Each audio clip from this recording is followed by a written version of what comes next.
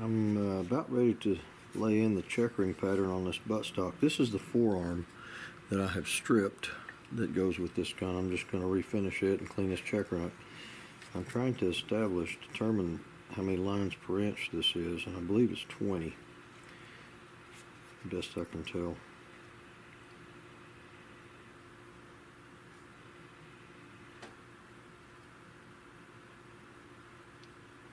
Yeah, this is 20 lines per inch. The interesting thing is the border is narrower than that. It's actually 22 lines per inch on the border. It's got a triple border, which is not unusual for German, Belgium, that type of that place where they made them. They use these big heavy, like a Browning triple border back here. So you have to take all that in consideration when you're laying out your pattern. Your pattern, I don't like to try to lay it out at the very edge of the border. I bring it back just to the edge of the checkering, and then I put my border on the very last thing. So you clean up all your little overruns and things like that. All that has to be taken into account. The outside of that border stops about 3/16 from that bottom edge of this pistol grip, and this is curved. There's a curve there, so the border is curved. So the outside of that triple border is about right there.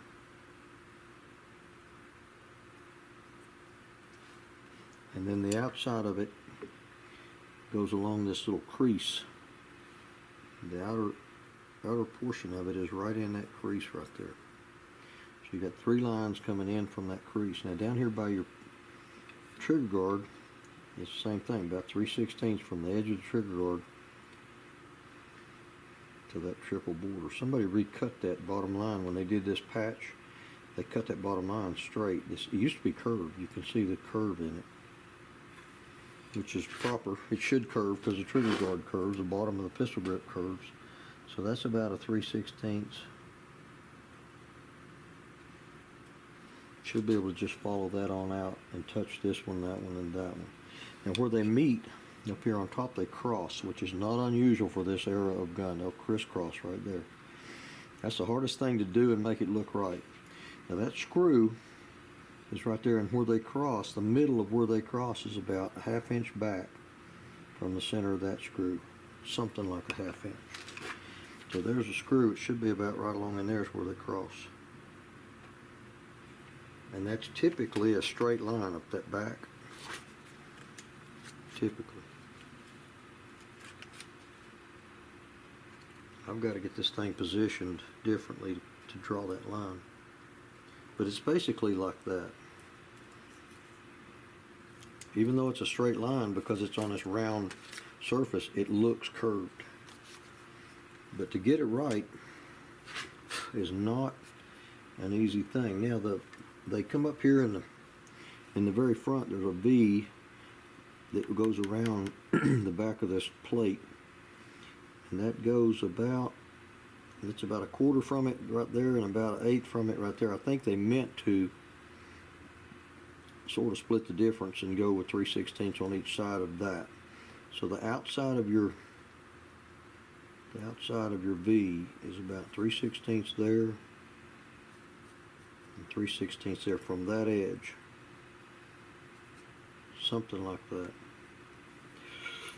The next thing is, this is a 3 to 1 ratio on these diamonds. I checked it. The crazy thing is the forearm is a 3.5 to 1 ratio. They should match. I don't know why they did that. But this is not a 3 to 1 or 3.5 to 1. This is a lot less flat. This is about a 2 to 1, 2.5 to 1, something like that. This V right here. And it's the only one that's that way. There's no other V in this thing. Up here, it's a lot steeper than that. So, I don't know what they were thinking.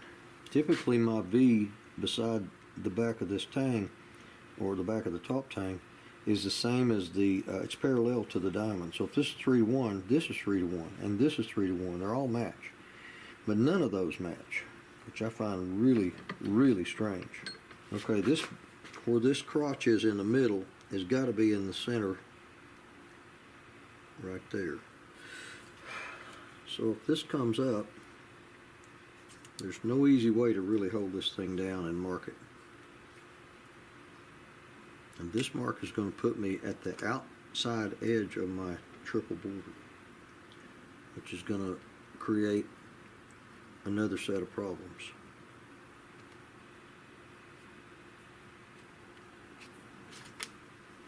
But that's the line. Now I've got to imitate that by making a tape pattern of this and bringing it over here.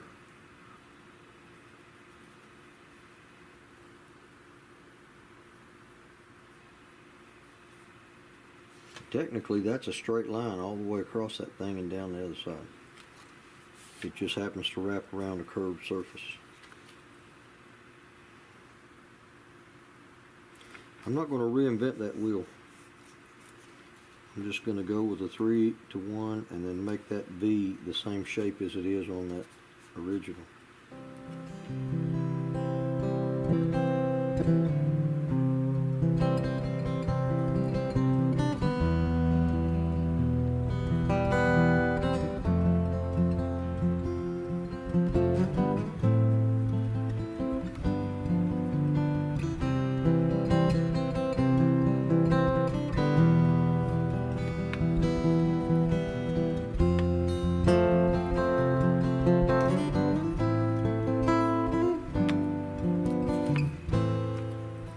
What I'll do is parallel this top line down here on this angle and then just make this one whatever it is. It won't parallel the bottom line. I'm going to try to cut the border in very, very, very finely and go ahead and put my triple border around it, trying to create and copy actually what I call a crisscross pattern, which is crossed on top. Is very, very hard to do it on the stock. You can draw it out on a piece of paper flat and lay it on there and tape it down and not do too bad. But trying to draw it on the stock and make it all be even and balance out is just like pulling teeth. So if I go a little bit slower and more cautiously than normal, please understand this is not an easy thing to do. Now, I'm not going to go all the way down with this line because I don't know where it stops down here. It'll come along up in here somewhere and stop about right there, but you got to deduct the width of your border so it stops way back in here. So I'm going to stop before that and just leave it to be continued. I'll stop it right there. My master line doesn't parallel this very well. It's like I said, this is a difficult one to do.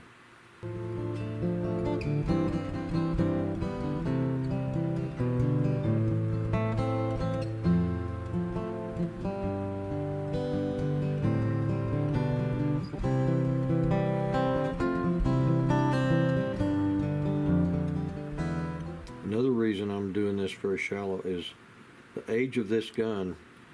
The points on the checkering would not be super sharp and standing way up high.